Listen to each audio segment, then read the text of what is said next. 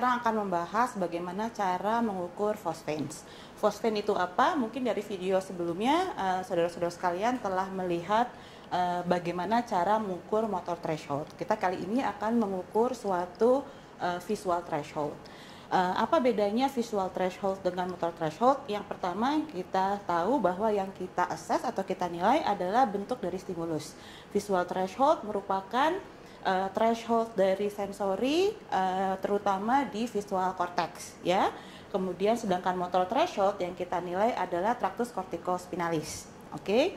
Kemudian bedanya apalagi bahwa respon yang timbul kalau misalnya kita mengukur motor threshold, respon yang timbul adalah muscle contraction. Jadi pada saat stimulus itu diberikan, kita akan melihat gerakan kontraksi dari otot, ya. Sedangkan untuk visual threshold yang kita lihat adalah respon dari visual cortex, dan ini biasanya timbul berupa fosfan, ya, atau berupa itu kita istilahnya fosfan. Fosfan itu seperti apa? Mungkin kalian, saudara-saudara sekalian pernah merasakan bagaimana mata ditekan atau bukan ditonjok, ya, kita bilangnya dipoke gitu, ya. Kita akan melihat ada sensasi seperti kilatan cahaya, ya. Itu kita sebut fosfan. Mungkin saya sendiri belum pernah mengalami, tetapi ini mungkin juga hampir sama seperti migrain. Kita tahu kalau misalnya migrain yang dari perangsangan dari lobus occipital atau cortex visual primer, ya, dari V1 itu biasanya suka ada aura berbentuk kilatan cahaya atau penglihatan. Itu sebenarnya sensasi yang sama yang kita sebut fosfan. Kemudian perbedaannya apalagi?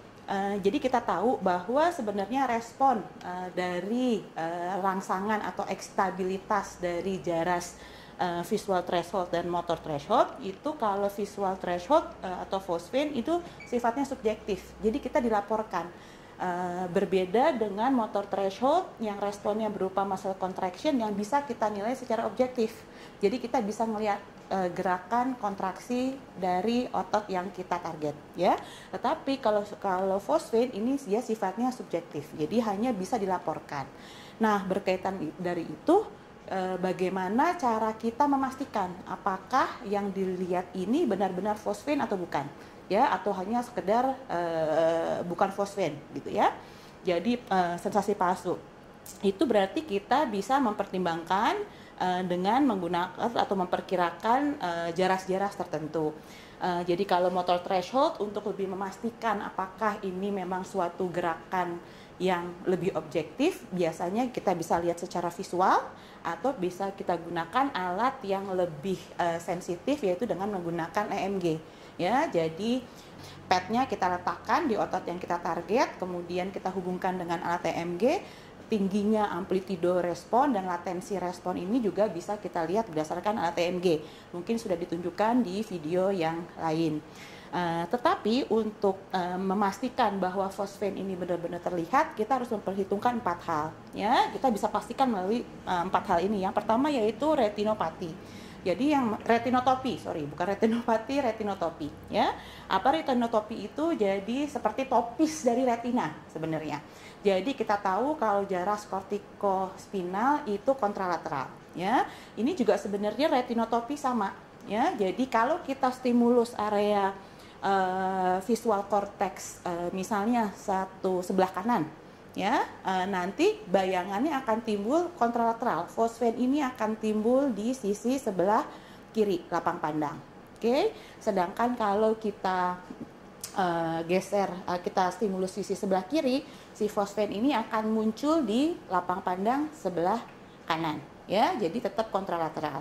Selain itu kita juga tahu ini juga bisa kita bedakan. Jadi kalau kita geser ke atas stimulus tersebut, ternyata si fosfan ini akan malah turun, ya. Kemudian kalau misalnya kita geser ke bawah, si fosfan ini akan muncul kontralateral tetapi malah sebaliknya naik, ya, lebih di visual field yang di sebelah atas. Oleh karena itu nanti kita bisa buktikan, kita tanya, misalnya kita stimulus satu titik, terus kita tentunya objeknya harus naif, ya, belum pernah berpengalaman sebelumnya, jadi supaya bisa kita buktikan. Oke, kita rangsang misalnya di kiri, oke, dia bilang, oh ya, timbul, lokasinya di sebelah mana nih, dia tunjuk, ya, di lapang pandangnya dia. Kemudian kita geser ke atas, kita lihat lagi, sudah di mana ya, dia berubah nggak letaknya, ya. Kalau misalnya dia melaporkan, oh di atas, kita harus curiga ya, karena harusnya secara teori kalau secara retinotopi ini kalau kita geser ke atas, stimulus malah justru muncul di bagian bawah dari plane horizontal ya. Oke. Kemudian sama ya, kalau kita letakkan stimulus di sini, apakah timbulnya di sisi sebelah ipsilateral atau bukan. Jadi kita bisa memastikan apakah fosfane yang timbul ini benar true fosfane atau sekedar false fosfane. Oke. Yang berikutnya, ini dari stimulus yang diberikan. Dari stimulus yang diberikan ini sebenarnya ini dari intensitas stimulus maksudnya. Jadi secara teori kalau kita berikan stimulus lebih kuat ya, ini fosfan yang timbul akan lebih terang atau lebih bercahaya. Sedangkan kalau kita turunkan si intensitas stimulus yang kita berikan, si fosfannya akan tampak lebih redup ya, lebih gelap. Oke, lebih kecil. Jadi ini juga bisa kita tes. Jadi biasanya yang kita lakukan, kita kasih kode oleh orang lain, si pasiennya tidak boleh melihat kepada layar ya, lihat ke arah depan. Kemudian biasanya kita kasih kode gitu, entah kita kasih kode ke teman kita yang mengatur stimulus alatnya, kita minta misalnya kita kasih kode naikkan atau turunkan, nggak boleh terdengar supaya tidak tidak terdengar nih oleh pasien yang diperiksa ya. Nanti dari situ kemudian kita lihat kode, terus kita lihat ini lebih terang apa lebih gelap dibanding yang pertama, ini lebih terang apa lebih gelap gitu ya. Jadi dari situ kita tahu sebenarnya apakah ini true fosfane atau fosfane yang palsu. Oke. Kemudian juga dari eye tracking ya. Dari eye tracking ini sebenarnya hampir sama. Jadi ternyata si fosfan ini akan bergerak juga dengan gerakan bola mata. Ya, jadi kalau misalnya kita stimulus di situ kita minta lirik ke kiri, kita stimulusnya sama di sini. Ya, tapi kita minta dia melirik ke kiri, ternyata si fosfan ini juga ikut bergeser ya, sesuai dengan tracking dari eye wall-nya. Oke. Kemudian satu lagi, pada beberapa orang ternyata kita dapatkan bahwa kalau kita berikan stimulusnya itu berupa stimulus yang repetitif, ternyata si threshold yang bisa timbul itu kita dapatkan lebih rendah. Ya, jadi kadang pada beberapa individu dengan anatomi tertentu, ya biasanya kranium tertentu atau mungkin ada atrofi atau ada gangguan, seringkali stimulus yang diberikan sangat tinggi gitu ya untuk bisa memunculkan fosfan ini. Kadang menimbulkan rasa tidak nyaman. Oleh karena itu kita bisa menggunakan trik untuk memunculkan fosfan ini dengan menggunakan repetitive stimulation. Ini biasanya bisa menurunkan intensitas dari stimulus yang kita berikan, tetapi fosfan ini sudah bisa timbul gitu ya.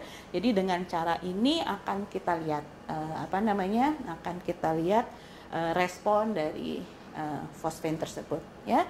Nah, jadi berkaitan dengan itu, untuk memberikan stimulus di daerah oksipital, ini kita gunakan figure of 8 coil ya, yang seperti ini, yang angka 8, karena mungkin dari studi sebelumnya mungkin atau dari materi yang telah Anda dapatkan sebelumnya, coil angka 8 ini biasanya senternya fokus dari medan magnet yang bisa melintasi kranium sampai ke titik area yang ingin kita stimulus ini lebih terpusat ya, dan dia yang terangsang adalah yang berada di pusat sini, merupakan diameternya pertemuan antara sisi yang medial dan lateral ya. Jadi dia akan lebih fokus tajam ya di situ.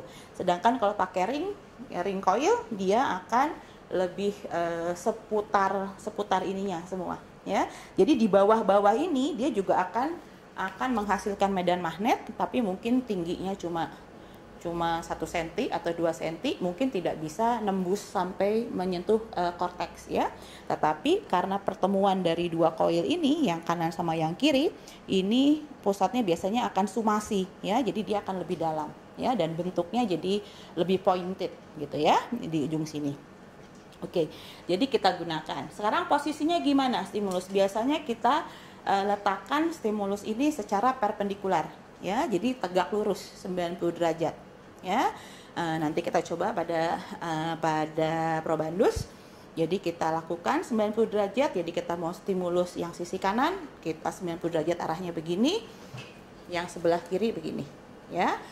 Kenapa begitu? Ini berdasarkan dari hasil penelitian bahwa kalau kita posisinya begini atau begini, ternyata amplitudo atau fosfen yang dihasilkan dia cenderung lebih rendah, ya. Fosfen yang paling mudah ditimbulkan bila kita berikan stimulasi dengan coil figure of 8 dengan posisi tegak lurus, ya, 90 derajat terhadap hidung, 90 derajat terhadap hidung. Oke. Karena kita akan menilai visual threshold. Artinya karena kita ingin aktivasi dari korteks visual ini tidak memproses input stimulus lain, ya. Jadi kita harus pastikan bahwa tidak ada cahaya yang masuk, ya, untuk mencapai si korteks visual, ya. Oleh karena itu kita biasanya gunakan penutup mata, ya, penutup mata untuk memblok sinar yang masuk, ya. Bisa dibuat sendiri, ini biasanya lebih bagus kalau ada bolongan gini lebih dalam, ini membuat mata sebenarnya bisa lebih buka, jadi nggak harus merem, ya. Jadi ini kita bisa ngeblok. Terus udah kayak gitu, yang penting pasiennya setiap kita pakai ini harus tidak boleh sampai dia melihat melihat sinar lagi, jadi benar-benar harus diblok gitu, ya. Ini bisa kita pasangkan, ini kita coba, ini lumayan murah, ini beli nggak sampai 20.000 kalau saya nggak salah, ada di mall-mall, ya.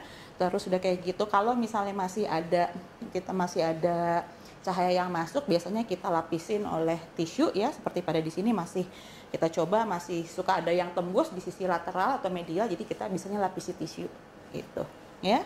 Ini dulu, ya, maaf. Udah enak? Kencengan nggak? Nggak? Udah ada cahaya yang masuk? Nggak? Oke. Mau cari inion dulu, kita raba, ya, dari tulang ini lehernya. Ini kita lihat yang paling menonjol aja, ya, ini inion, ya. Nanti dari inion naik 2 cm ke atas, ya, naik dari 2 cm ke atas di situ, jadi di situ akan kita stimulus. Oke. Ini bagus kepalanya, kita dengan mudah dapat meraba inionnya, ya. Paling puncak, oke. Nanti akan ngerasain sekali di tap gitu, ya. Nanti akan coba perhatikan timbul cahaya atau ada rasa sensasi dari mata gitu yang timbul. Nanti coba Ori perhatikan, ya, letaknya di mana. Oke, ntar ditunjuk. Coba. Biasanya kita mulai dari 70 aja dulu. Buat di sini. Yang enak yang sebelah sini berarti. Ininya 90 derajat, ya, tegak lurus. Oke, maaf. Coba, ya. Ada sesuatu? Belum? Ada? Belum? Ada? Belum? Ada? Belum? Ups, maaf. Ada? Terlalu kencang? Hah? Sakit? Ya, biasanya ini kalau terlalu bawah ini, ya. Ada? Ada? Ada. Coba ditunjuk sebelah mana? Di depan, tunjuknya di depan. Ya, nanti coba lagi, ya. Arahnya tetap di situ tangannya. Tangannya ditunjuk di tempat yang ini, ya. Ntar coba lagi, ya. Di situ? Di situ. Oke. Ya. Sekarang saya mau coba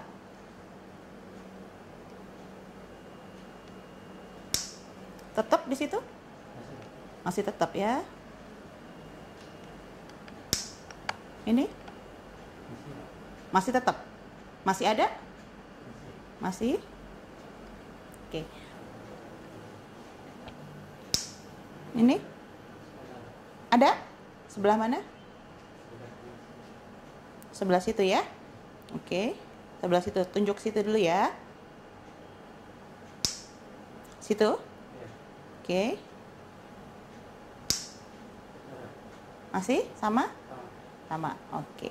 Ya, jadi memang agak ke tengah, jadi sebenarnya kita mesti tinggal tes ke kiri atau ke kanan ya.